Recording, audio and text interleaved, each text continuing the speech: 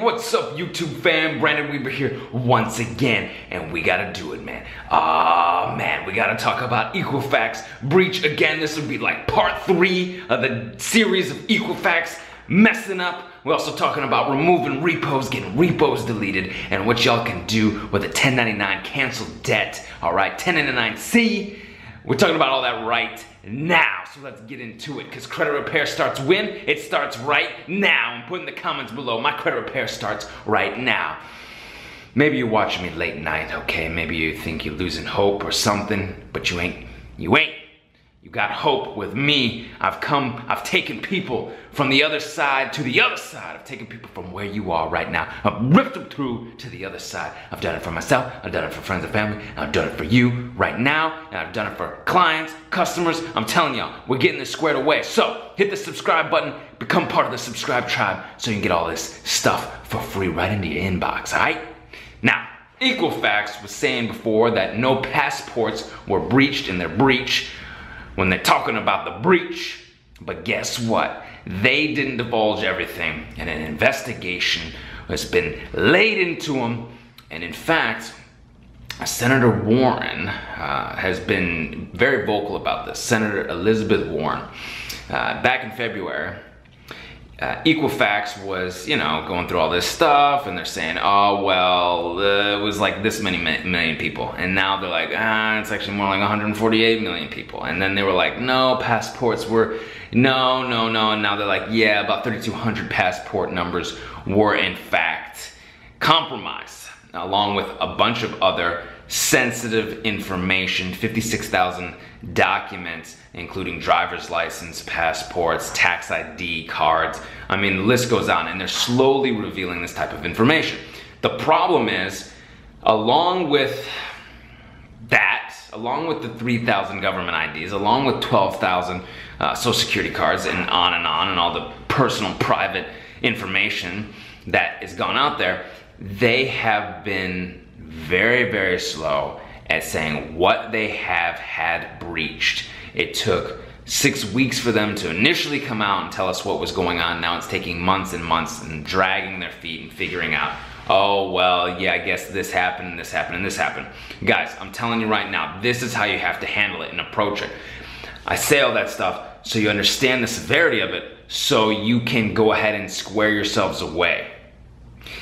If you want, you don't have to, but if you want, you can go to their site and see if you were part of the breach. What I would recommend, instead of just going around that, go ahead and put the security freezes on your reports, okay? You put the security freezes now. Because credit repair starts now. What you want to do is, if you've been the victim of ID theft, because this is what this is, okay? This is what this is. You go down to your local sheriff's police station, somewhere you can file that report and be ready to go if you need to, okay? This is how you're going to be able to protect yourself.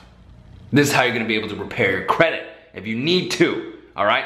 And, I've read something about a quote here from Senator Elizabeth Warren, and I'm paraphrasing, okay? I'm paraphrasing, but basically she was saying that Equifax and the other 2, 3 bureaus, 4 bureaus, LexisNexis, CoreLogic, all these people, Equifax, Experian, TransUnion, Innovis, all these people are making money, collecting your data, selling your data without your explicit consent.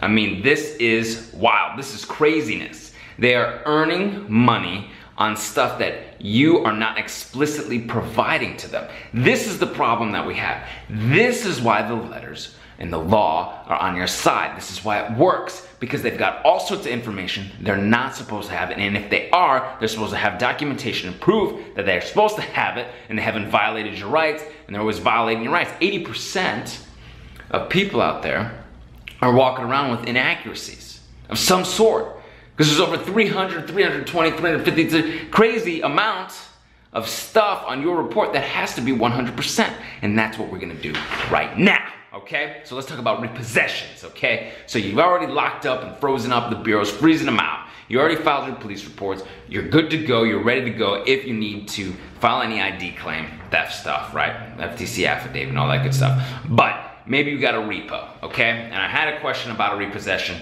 and I had a repo showing on my report. One repo is closed on 2014 with a 0 balance, all right? The other repo was open and happened recently, about last year. I didn't receive anything in the mail after 7 days. Both repos. Well, this is fantastic. Well, here we go. We're talking about rights being violated right now, all right? So, I got the repo letter right here, okay? Repossession dispute with some instructions on it as well, and you can get it where? At 609creditrepair.com. That's right, you get it at 609creditrepair.com, or we can do all this work for you at theawesomelifegroup.com. Sign up now. Either way, at 609creditrepair.com, get you the Beyond Committed package where you can get all these great letters, or sign up now with the Awesome Life Group. All right? Because credit repair starts now. Put it in the comments below, and if this is helping you out, hit that thumbs up. We really appreciate you. So, let me read a little bit of information to you about repossession and what is going on in your letter for free here, okay?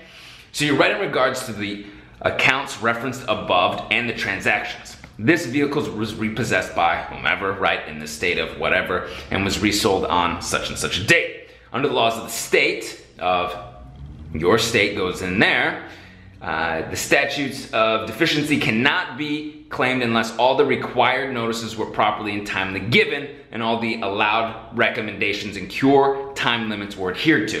So, for the second repossession, if they've got a balance, which I'm assuming they are, and they're trying to collect on you or something of this nature, you can send this letter of claiming and wondering and asking and getting that validation and getting that verification and saying, hey, where is the letter of deficiency? Let me show. They're supposed to have all that documentation for you, okay?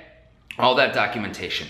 When it was purchased, when it was sold, why they didn't allow you to go to the auction to purchase it back. Or did they send you something so you could go and purchase it back? Okay? You have that option. You also have to see if any of your rights were violated, like coming on private property when they were supposed to, trespassing and stealing your property, all right? That's another thing that you could do, another reason that you could take them to court and then, you know, kind of make their lives miserable and then negotiate something and say, take it off my report and go away, right? So those are things that you can do to leverage the law on your behalf. Now, this continues. Please provide the copies of legal notices and proof of commercially responsible manner of the resale of the subject vehicle, right? It goes on to say that you got about 14 days to, after you get this notice, to send it back. The alleged claim of deficiency will be considered null and void. This will be a violation of the FDCPA and FCRA, along with many other state and federal laws. So you've got that at 609creditrepair.com. Now, for the other one that's old, 609 letter directly to them, a collection validation letter to the collector if there's a collector, and see what they have. They probably don't have anything because it's so darn old. All right, now, we're keeping it rolling. I don't want you to spend all night with me, but you got hope and you got help here. Now, what is 1099? Okay, 1099-C, a cancellation of debt, which is wild and crazy, but some people are getting them after tax time, and it's coming in at a weird time and they're not really sure what to do. This is one of the most optimal things you can do. And I gotta grab my notes about this. Give me one sec, boom, and I'm back. All right, the IRS has a form, 4681, okay?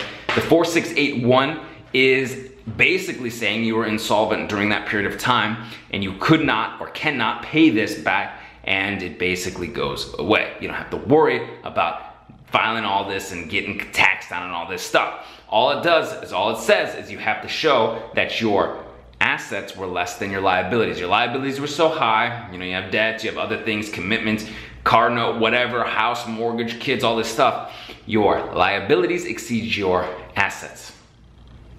Then perhaps you have enough deductibles on your return. You don't have to sweat it. You can dispute it. If you've got stuff still on there, charge off or collection or something like that, because they still got to adhere to the same stuff, even though they sent you the 1099, and you can always send in this information directly to the bureaus as supporting documentation. All right? Now, if this video helped you out, please give a thumbs up, like, comment, subscribe, hit the bell for notifications when I go live on the weekends.